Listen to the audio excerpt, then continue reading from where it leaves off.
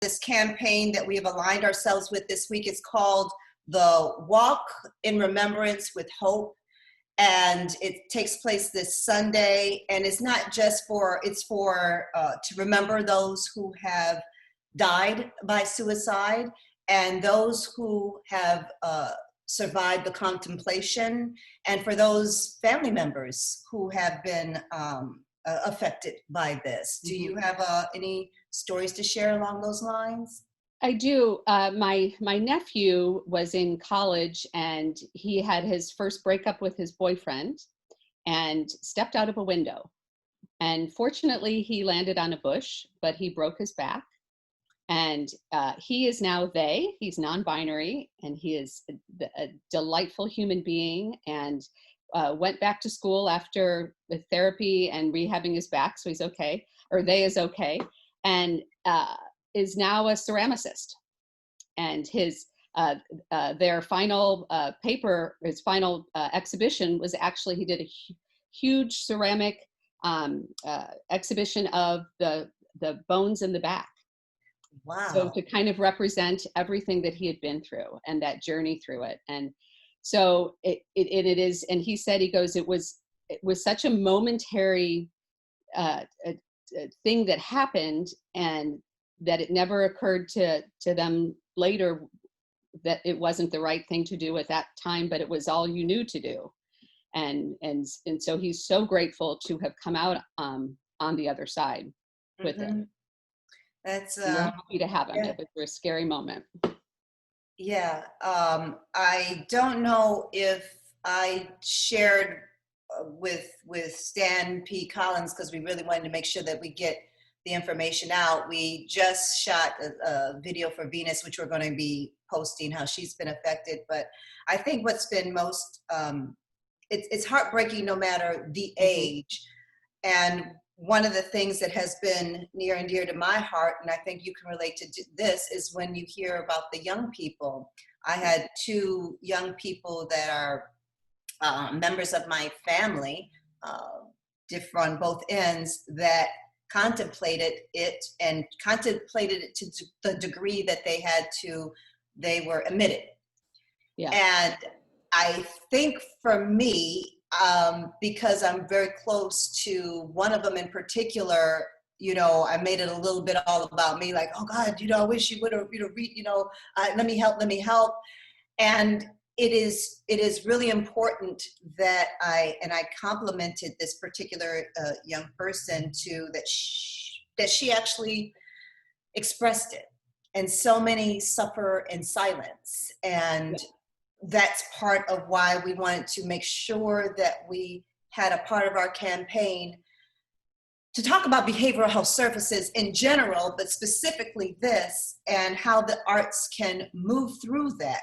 So you have, all those fancy degrees and art therapy, and for people who are saying, I don't know if I quite get how that works. Can you share a little bit of how art can be helpful in this matter? A lot of what art can do so many things, but it's a way to express emotion. And and we use it with the younger children as simple as, how are you feeling today? What color? Show me what color that you want to do that expresses what kind of feeling you have today.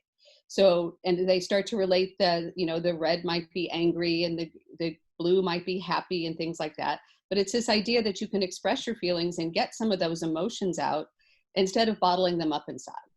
And I really look at art as such a preventative. If it was available in schools and readily and easily, I think it would help so much more in their mental health, because they have an outlet. We find a lot of times, especially when I was at the museum, we'd have school groups come and the teachers would say, oh, those are the misbehaving kids over there, don't give any hope for them. Those were the exact kids that just dove into it, and finally something made sense to them. And so instead of, it's like, now this is a way to learn. So we're actually now doing an arts integrated program with Laurel Elementary and San Luis Rey Elementary, where we integrate the arts with the teachers' lessons. So one, the kids are getting art, but they're also learning a different way. So it's this way to succeed. And because I think if kids can't read and they can't do math and they can't do science, that leads to dropout, that leads to all of these other issues that go on down the line, and homelessness and drugs and gangs. And I'm not saying coloring a red because I'm angry is going to stop any of that, but it might help. I'm in agreement, and I'm of the generation where we actually we would have to go to art classes and some of the others, and it's, again, getting just a smidge political, but I think it's okay in your case, is that I have been very concerned about things like art education being taken out of schools.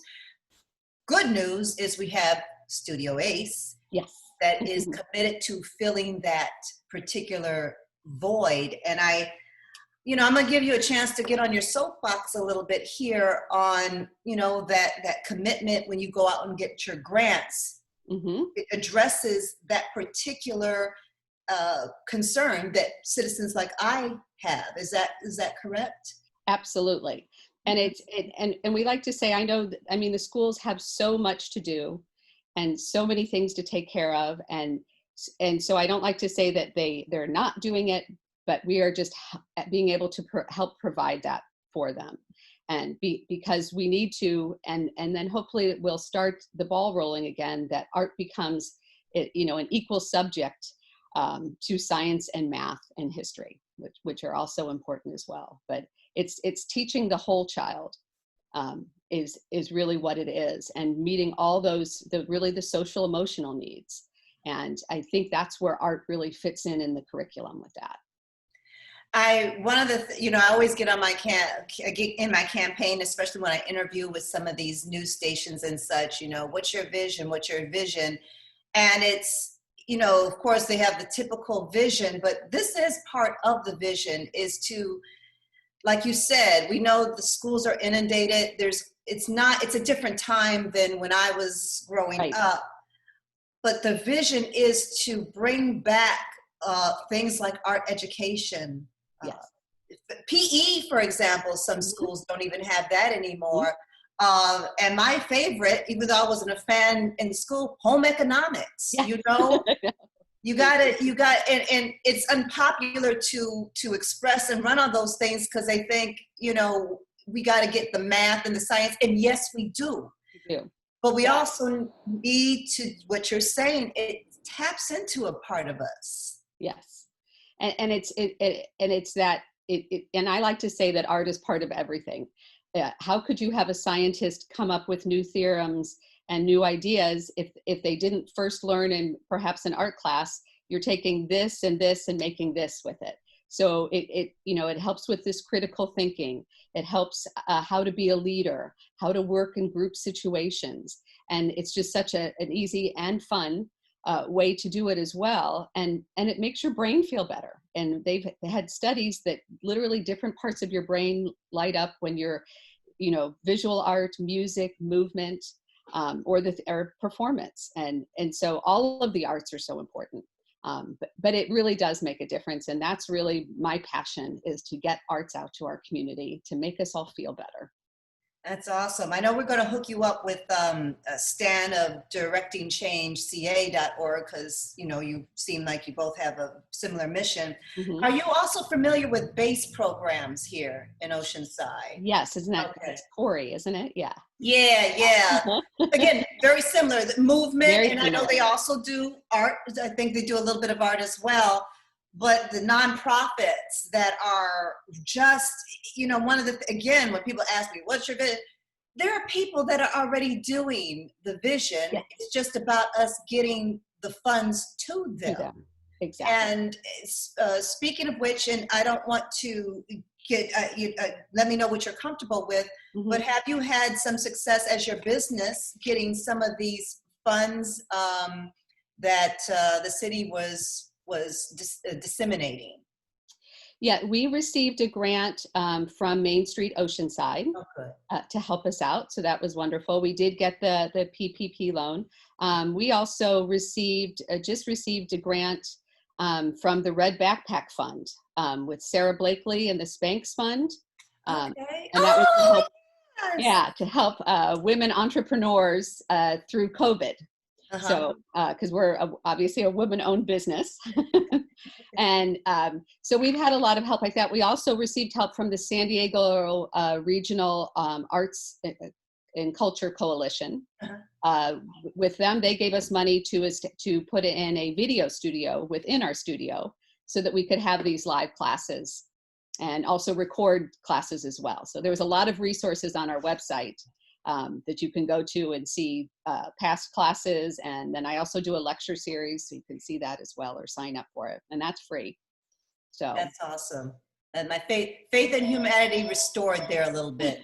Unfortunately, I have this phone that's ringing. Oh, I can't even get I it. know. Well, welcome to COVID. Right?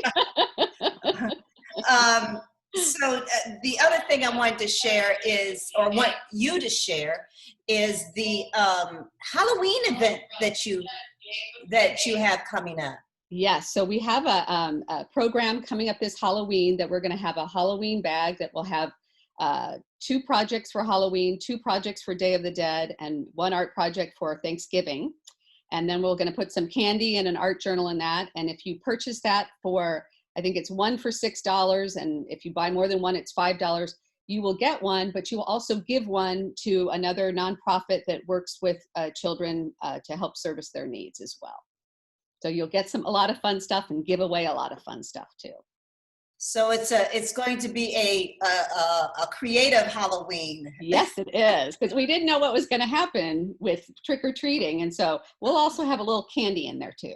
Okay, yeah, make sure. And I think a spider ring. you got to have a spider. You gotta have a spider ring.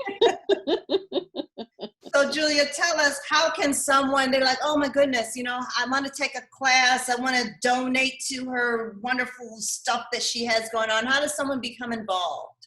So you can go to our website, which is studioace.org. And on there is all the list of all the different classes. I think we just got the Halloween program up yesterday. You can start purchasing those kits. You can sign up for our e-blast that comes out once a week, and that's really where you'll see all the basic information. You can also go to our social media. We are at Studio Ace Arts on both Facebook and Instagram and Twitter. And you can even stop by here, because I'm here most of the time. Just wear a mask. And we also usually have coloring sheets and colored pencils outside our window that you can pick up as well. So anybody can do something. Well, very cool. Julia, I wanna thank you for taking the time. I wanna thank you for the space, the literal space, physically and emotionally, that you're holding, because art is important, art is healing, and all the wonderful work that you're doing at Studio Ace. I just had to have you all. Well, thank come you. on. I so appreciate the work that you do. So thank you. Thank you very much. It was great to be on here, and great to be able to talk about this to our community. Awesome. So Facebook Live, thank you for joining us. Studio Ace, Julia Fisher, campaign manager extraordinaire, Venus Johnson. Mm-hmm. And stay tuned, because later on at 11 a.m. we will have the amazing Kellie Davis on to give us a little music and a little moment of tapping into what's beautiful inside of us. So thank you. Love it. Thank you very much, Kelly and Venus.